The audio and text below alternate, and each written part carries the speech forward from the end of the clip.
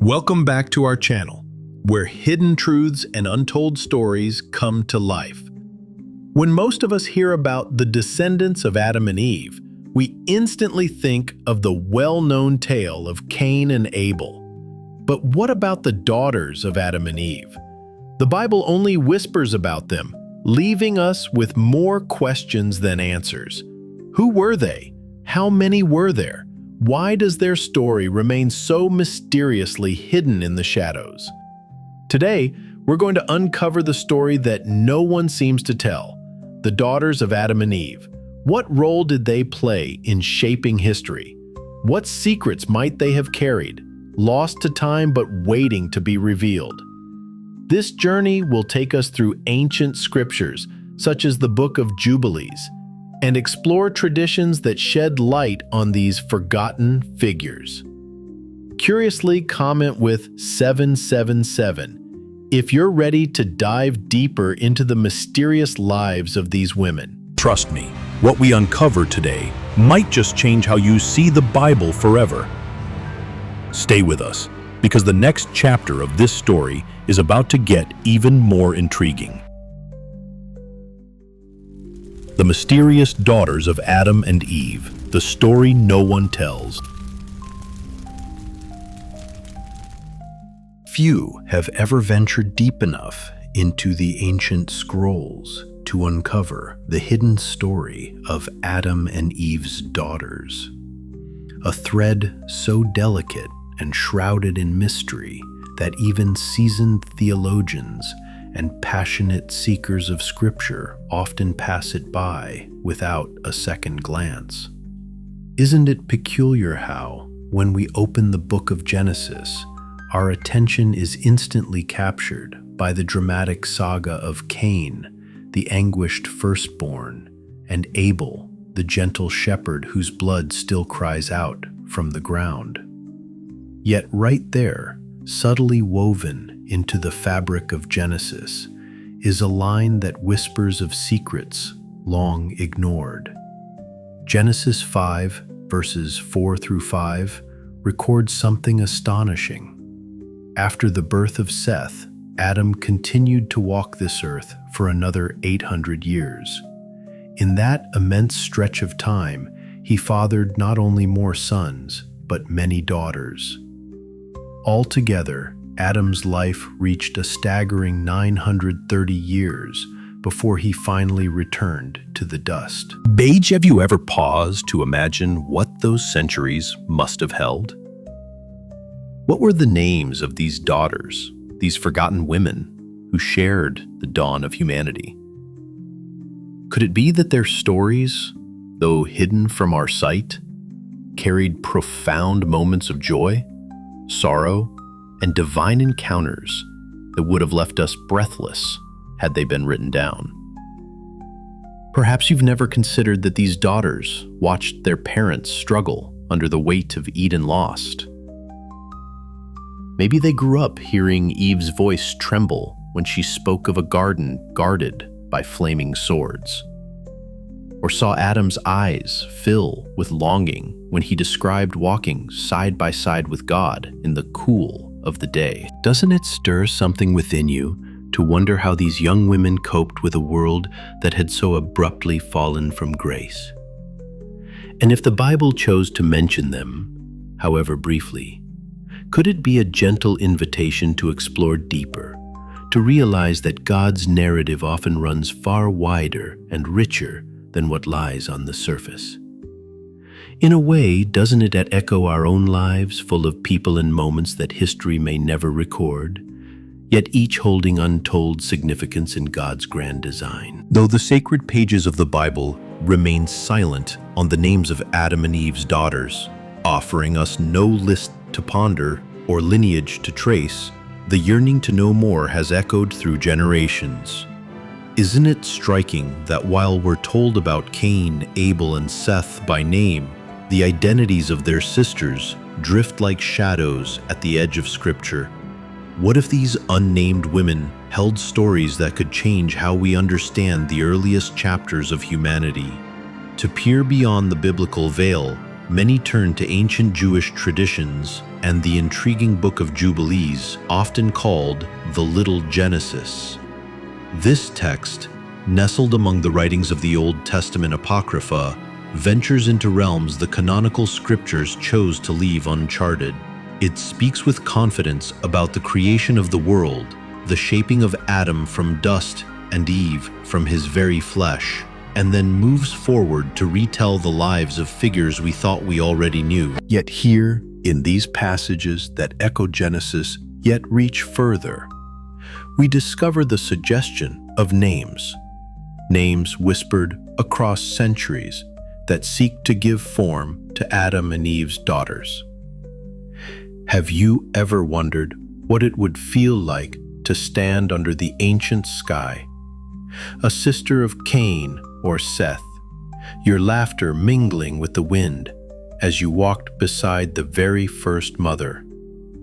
Or to listen as Eve recounted, perhaps by the flicker of a modest fire, how it felt to see God fashion the beasts of the field with his own hands? Could such stories have been carefully passed from mother to daughter, down a fragile line of memory until they faded from human tongue altogether? Even though the Book of Jubilees isn't embraced as scripture by all, it still paints a hauntingly beautiful portrait of those early days, offering us hints of relationships and events that the main biblical record leaves untouched.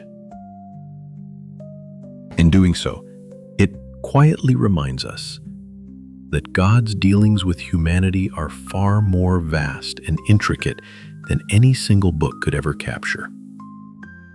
Doesn't it stir something in your spirit to consider that entire lifetimes once unfolded beneath Eden's distant echo, shaping destinies that still ripple into our world today? Although the oldest surviving manuscript of the Book of Jubilees dates to around 700 BCE, this is merely a fragile echo, a copy of a text reaching back even further into the mists of time. Can you imagine how many hands must have carefully transcribed its words over countless generations, striving to preserve its revelations? Some scholars, drawn by its close narrative weave to Israel's chronicles, have wondered if it might have been penned by the scribe Ezra himself, that faithful restorer of the law after Israel's exile.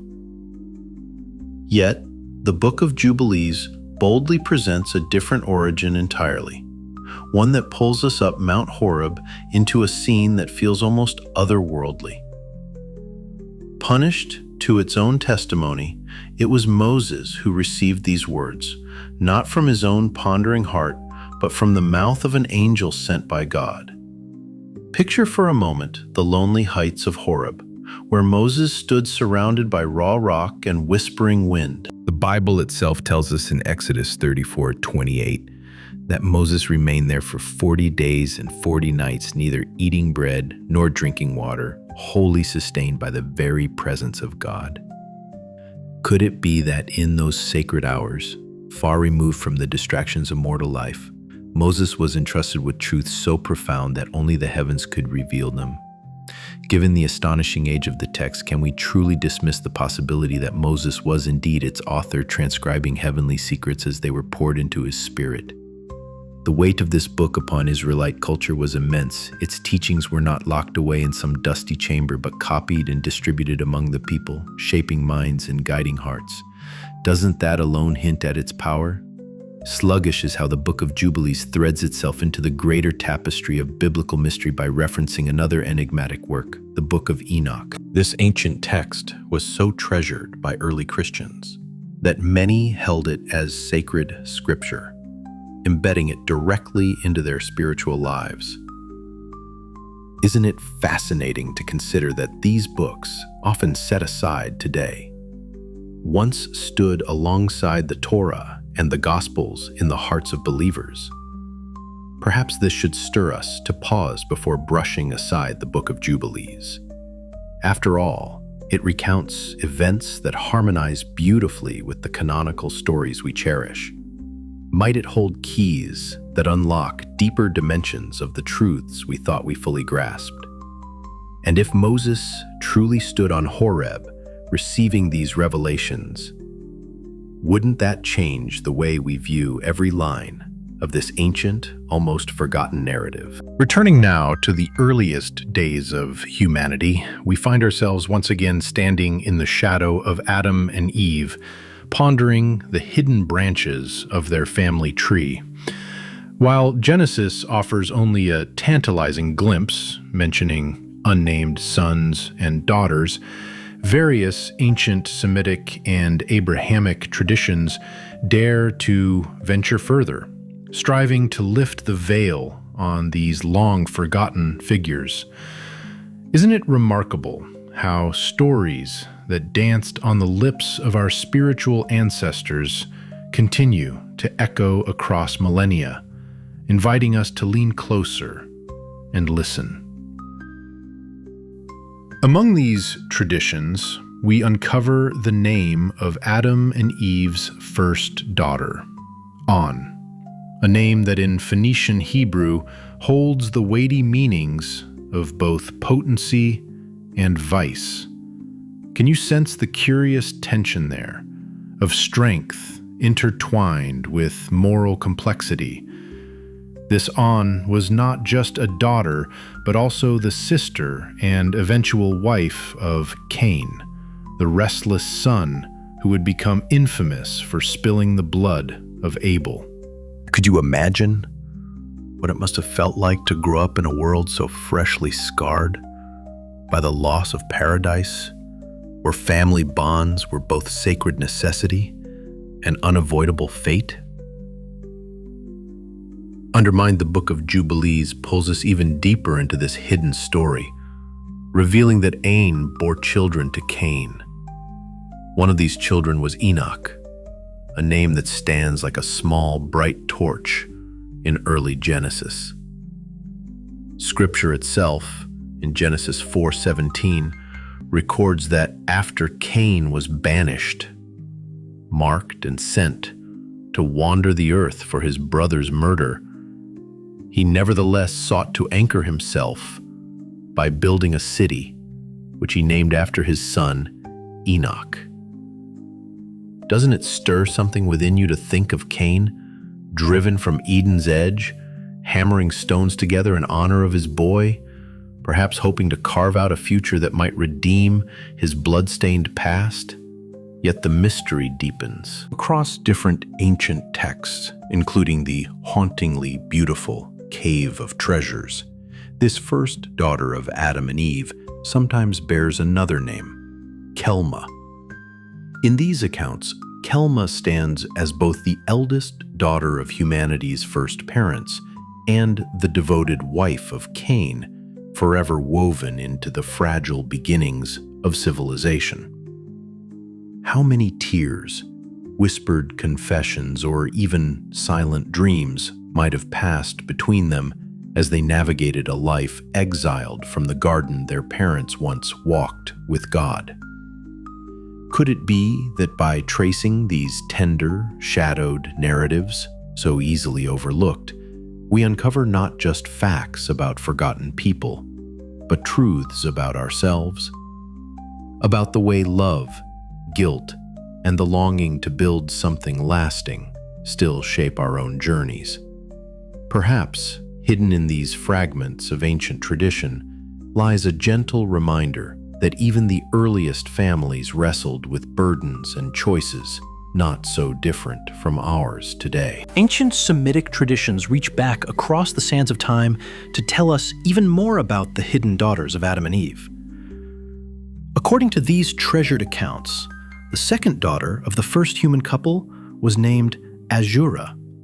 Her life, though only faintly sketched in these traditions, is interwoven with some of the Bible's most pivotal moments.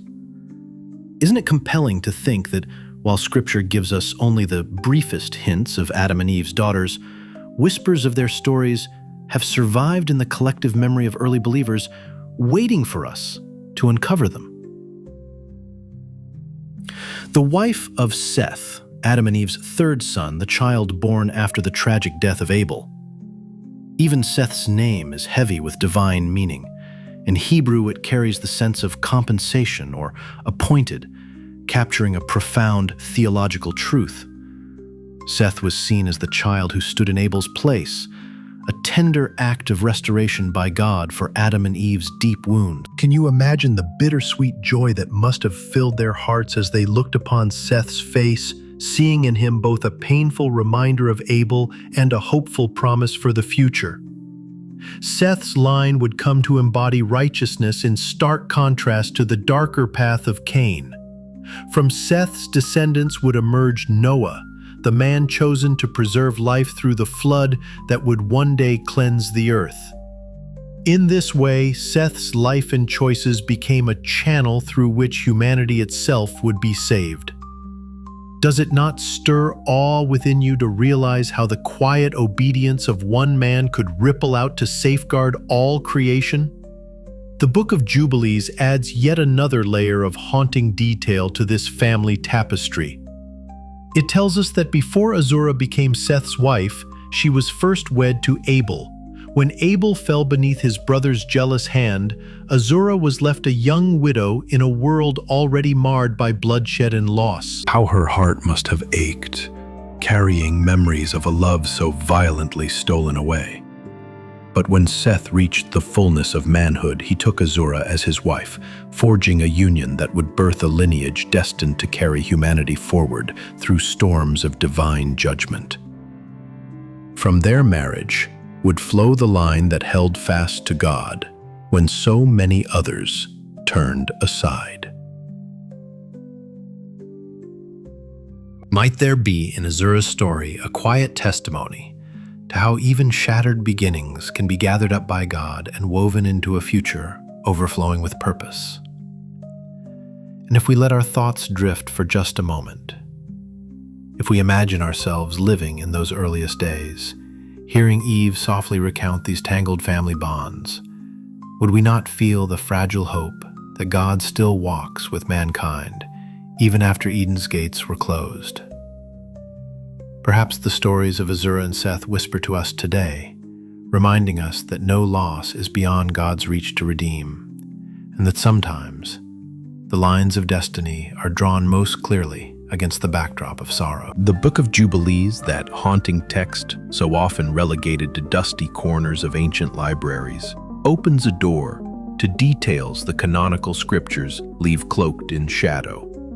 According to its meticulous records, Azurah was born during the 6th week of the 4th Jubilee, a way of counting time that seems almost otherworldly to our modern minds. Can you picture the fragile beginnings of humanity being carefully measured in weeks and jubilees, as if heaven itself were keeping a solemn calendar of every birth and bond?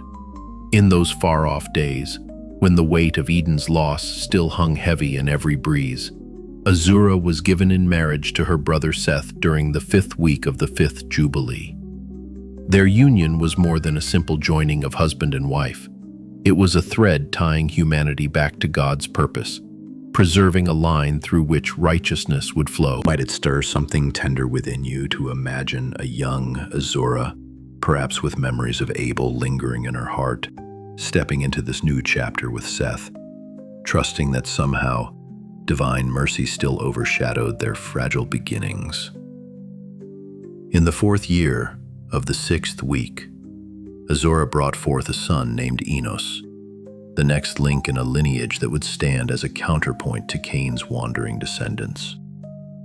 The very naming of Enos, which carries the sense of frailty and mortal humanity, seems almost prophetic, acknowledging that while mankind had drifted far from Eden's gates, God still moved through these humble generations.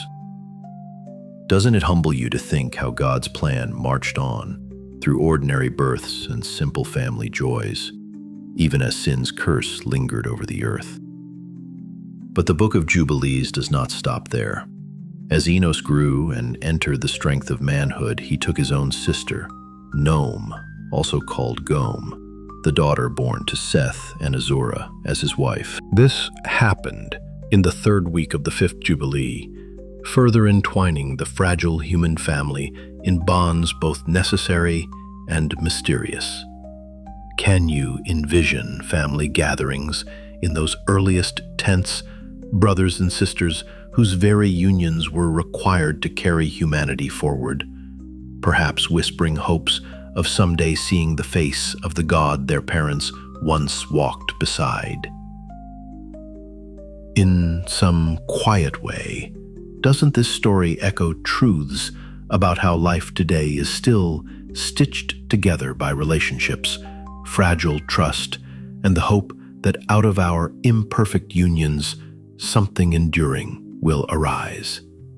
Even across the vast chasm of time, these ancient tales reach out to remind us that every life, every birth, every vow holds the potential to carry forward the promises of God, no matter how far we may feel from paradise. Enos, one of the cherished sons born to Seth and Azura, stands out in the ancient annals for more than simply continuing the fragile thread of humanity. He is remembered, above all, as a man whose heart was profoundly inclined toward God, a figure whose life signaled a stirring renewal of spiritual hunger upon the earth. Can you imagine how precious that must have been in an age still groaning under the weight of Eden's loss, where each new generation had to navigate a world so recently tainted by sin's shadow? The primary biblical account of Enos appears in Genesis 5, verses 6 through 11. There we learn that Seth, who was himself 105 years old when he fathered Enos, would go on to live another 807 years, blessing the earth with many more sons and daughters. Altogether, Seth's life spanned an astonishing 912 years before he finally returned to the dust from which his father Adam was once formed. Does it not humble you to think of lives so lengthy, stretching across centuries, witnessing the slow unfolding of God's mysterious plans? When Enos reached 90 years of age, he in turn became the father of Kenan. Yet Enos's life was marked by more than genealogies. He lived for an additional 815 years after Kenan's birth, bringing forth yet more sons and daughters until his own journey concluded at 905 years. But what sets Enos apart most vividly in Scripture is not merely the length of his days. In Genesis, chapter 4, verse 26, we find a subtle yet profound note. Then began men to call upon the name of the Lord. This simple statement suggests a revival of prayer, a collective turning of hearts upward. And many traditions see Enos himself as a spark for this awakening. Isn't it beautiful to consider how one man's devotion could kindle a fresh desire in countless souls to seek the Creator once more? The ancient Book of Jubilees, along with early Semitic Jewish traditions, helps us piece together even more of this intricate family tapestry. These texts remind us that while Cain married his sister Anan, thereby establishing the lineage that would bear his mark through the ages, Seth took his sister Azura as wife, securing the righteous line from which Enos would emerge. Through these unions, strange and necessary in humanity's infancy, the two distinct branches of Adam and Eve's descendants began to unfold. Bages. Can you almost picture those distant family gatherings, where the stories of Abel's innocence, Cain's curse, and the hope carried by Seth's household were spoken in hushed voices around flickering fires? Might you feel the awe of standing alongside Enos as he raised his voice in prayer, lifting the name of God high in a world still learning how to worship? Perhaps these ancient lives whisper gently to our own hearts today, reminding us that even in times when faith seems faint or nearly forgotten, a single soul's devotion can reignite a generation's longing for God. You may find yourself pausing to ponder just how many children did Adam and Eve truly have. The sacred text offers us only a glimpse, noting that after Seth's birth, Adam lived another 800 years during which he fathered sons and daughters. Genesis 5:4. Isn't it staggering to imagine a lifespan so vast, stretching nearly a full millennium, where the cycle of birth and new life continued year after year? In that immense stretch of time, how many tiny cries must have echoed across the first fields? How many little hands learned to gather fruit or build simple shelters under Adam's watchful eye? According to ancient traditions passed down through Jewish and early Christian circles, Adam and Eve possessed a fertility so extraordinary that it eclipses any natural bounds we know today. These writings portray them as uniquely blessed, or perhaps uniquely burdened, with the ability to bring forth life in abundance far beyond modern understanding. Some of these old accounts suggest that Adam and Eve bore not just a handful, but literally hundreds of sons and daughters over the centuries. Can you imagine the gatherings, the laughter, the disputes, and the countless family stories that must have unfolded under their sprawling lineage? Perhaps these ancient traditions, while not detailed in our canonical scriptures, still hold a glimmer of truth that deepens our awe. They suggest a world freshly touched by the Creator's hand, where the command to be fruitful and multiply and fill the earth, Genesis 1:28, was not merely a distant instruction, but a vivid, daily reality for humanity's first family. Could you see yourself standing there amid their growing tribe, watching new faces arrive year after year, each one a fresh testament to life's resilience despite the curse that hung over Eden's gate? And doesn't it also whisper to us today, reminding us of how God's plans for multiplication and blessing often exceed anything we could measure or predict? In a way, every child born to Adam and Eve became both a sign of what had been lost in the garden and a fragile hope that one day, through this vast sea of descendants, restoration would come. Might this same promise of God's enduring purpose still echo in the story of each family, each generation, even our own? In our modern age, even the most astonishing tales of human fertility pale in comparison to what ancient traditions attribute to Eve. The Guinness World Records recognizes Valentina Vasilyeva, a Russian peasant woman from the 18th century, as holding the highest documented number of children ever born by a single mother. By all accounts, Valentina gave birth to an astonishing 69 surviving children, a figure that still leaves medical experts marveling. Over the course of 27 pregnancies, she delivered 16 pairs of twins, 7 sets of triplets, and 4 sets of quadruplets. Only 2 of her children are said to have died young, an almost inconceivable outcome given the times and circumstances. Doesn't it leave you breathless to consider what her household must have looked like? Brimming with the laughter, cries, and footsteps of so many lives, springing from one woman's womb.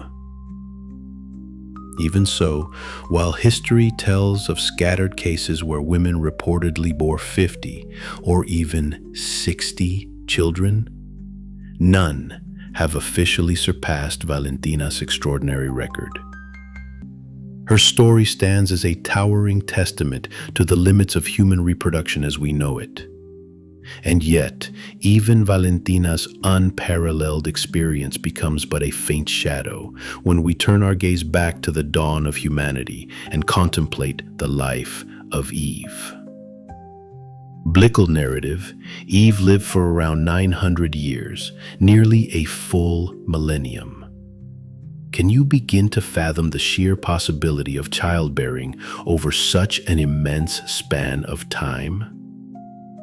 Ancient traditions assure us that Eve's fertility was entirely without equal, unmatched by any woman before or since. Paint a picture of the mother of all living as uniquely blessed, her body continually yielding new life as humanity's only path forward in a still young world. Might you wonder how many countless sons and daughters she cradled over centuries, guiding tiny hands to walk upon the very soil God had cursed, yet still loved. This comparison between Eve and even the most fertile modern women highlights something profound about the human story. Eve's life was more than just long. It was foundational, a sacred vessel through which all nations and generations would one day arise. Isn't it humbling to consider that every person you've ever known, loved, or even glimpsed in passing ultimately traces their lineage back to this one remarkable woman, whose womb bore not dozens, but perhaps hundreds, forming the living rivers of humanity that still flow through time? In this light, even the most astonishing modern records become tender reminders of how deeply God's command to be fruitful and multiply has echoed through every age. Furthermore, according to long-standing traditional beliefs passed down through Jewish, Christian, and early historical writings, Adam and Eve were thought to have brought forth an impressively large family. Many of these traditions commonly estimate that they had at least 70 children, sons and daughters together, a figure often mentioned as a kind of symbolic minimum. Yet, can you imagine standing in the midst of such a vast family, watching dozens upon dozens of brothers and sisters grow up, marry, and begin new lines that would eventually spread across every corner of the earth? Even more intriguing are the speculations from various ancient teachers and chroniclers who dared to look beyond these modest figures.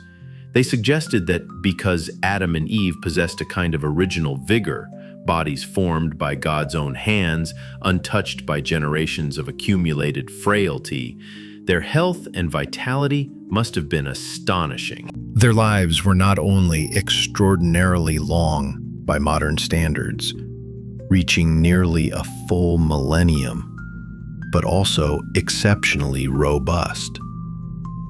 In a cultural setting where the divine command to be fruitful and multiply, Genesis 1:28, stood as humanity's primary mandate, is it so hard to believe they might have had hundreds of children over centuries?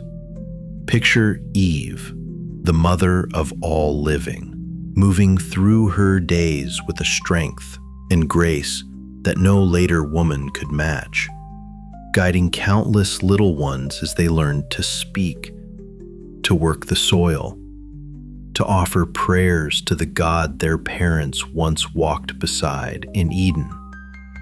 Imagine Adam watching fields slowly fill with the laughter and labor of his many sons and daughters, each new face a testament that God's plan for humanity was still unfolding, despite the sorrow of lost paradise. Doesn't it awaken a quiet awe to think that every family gathering you've ever known, every bustling reunion, every table crowded with laughter and stories, echoes faintly back to these first gatherings of Adam and Eve's own children? In their overflowing household, we glimpse not just the start of countless family lines, but the breathtaking scale of God's intention to fill the earth with life, love, and the possibility of redemption. Perhaps their story gently reminds us even today that our lives, no matter how ordinary they may seem, are part of a much grander tapestry that began with these earliest parents and continues to ripple through history, all the way to us. In Genesis 6, verse 1, we come across a quiet yet profound observation. When men began to multiply on the face of the earth, and daughters were born unto them. Often, when this passage is read, the focus quickly shifts to the mysterious Nephilim, or to the unfolding drama of human wickedness that prompted the flood. Yet hidden within this verse is a tender glimpse into how the family of Adam blossomed across the earth, sons and daughters, spreading out, building lives, and giving rise to the world's first communities. Have you ever paused to wonder about these countless daughters whose beauty and presence filled the early world with new songs, laughter, and dreams? An especially fascinating aspect that slips by most readers is how both the sons and daughters of Adam and Eve carried within them the seeds of diverse ethnic lineages. According to many ancient traditions, Adam and Eve themselves were a sort of original mixed race, a perfect fusion that contained within their very bodies the genetic tapestry of all humanity yet to come. Isn't it astonishing to think that from this one union flowed the rainbow of complexions, features, and cultural identities we see woven across our world today? This profound truth finds its echo not only in Scripture, but also in the discoveries of modern science. The study of mitochondrial DNA has led geneticists to speak of a mitochondrial Eve, a woman from whom all living humans descend on their maternal line. Although this does not pinpoint Eve of Genesis with clinical precision, it marvelously confirms that humanity is indeed bound together by shared ancestry. Doesn't this deepen our awe, knowing that beneath the vast mosaic of ethnicities and races, we all trace back to a single mother? So, when we marvel at the countless ethnic groups, languages, and rich cultural customs that fill our planet, we're actually witnessing the unfolding of God's creative brilliance that was planted at the very beginning.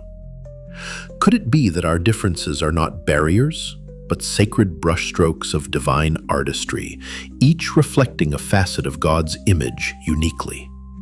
Perhaps understanding this helps us cherish not just our own heritage, but also the breathtaking variety that makes humanity so beautiful, reminding us that, in the deepest sense, we are truly one vast family, descended from the same father and mother who once walked hand in hand east of Eden.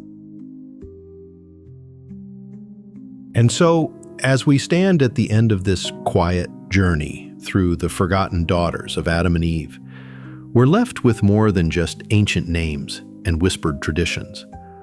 We're left with a breathtaking realization that from one family, formed by God's very hands, all the nations, tribes, and tongues of the world have flowed like rivers from a single source. Isn't it extraordinary to think that no matter how different our skin, our languages, or our customs might be, we all share a heartbeat that first began in the dust of Eden? Their story is not just a tale locked away in the distant past. It's a living reminder that diversity is not a flaw, but a masterpiece of divine intention. Each face you see, each culture you admire, carries within it an echo of Adam and Eve's early children, of Seth, Enos, Azura, On, and countless others whose lives quietly wove the fabric of humanity long before history learned to write their names. In a world that so often lets divisions overshadow unity, could their story not gently nudge us to see each other with renewed wonder and compassion? Perhaps this is the lesson their lives whisper to us, that beyond every difference stands the truth of a shared beginning, a single God who breathed life into all of us, longing for us to walk together in love. And if God so carefully crafted every lineage, might he not also have a unique purpose for you, woven from the same eternal story that began with Eden's first family? If this journey has touched your heart or sparked questions you'd love to explore further, I invite you to become part of our growing family here. Leave a comment below, maybe type 777 if you feel blessed by these hidden stories. Subscribe for more mysteries and revelations from Scripture. And don't forget to share this video so others can rediscover the wonder of where we all began. Thank you, truly, for spending this time with me. May God's grace cover you. May His face shine upon you. And may you always remember that you are a precious thread in the vast tapestry that began with the very first breath of life on earth. Blessings to you, dear friend, until we meet again.